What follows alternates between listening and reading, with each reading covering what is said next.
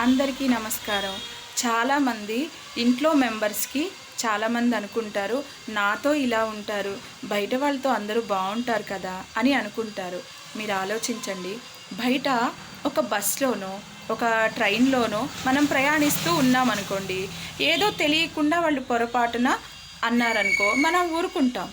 ఎందుకంటే వాళ్ళెవరో, వాళ్ళే ఎళ్ళిపోతారు అని. చేతగాక కాదు. కానీ మన ఇంట్లో వాళ్ళు కానీ, ఫ్రెండ్స్ కానీ, రిలేటివ్స్ కానీ, లేదా కొడుకు కూతురు కానీ ఒకవేళ అలా ఉంటే అస్తమాను అమ్మా నాన్న ఎందుకు చెప్తారో తెలుసా అండి?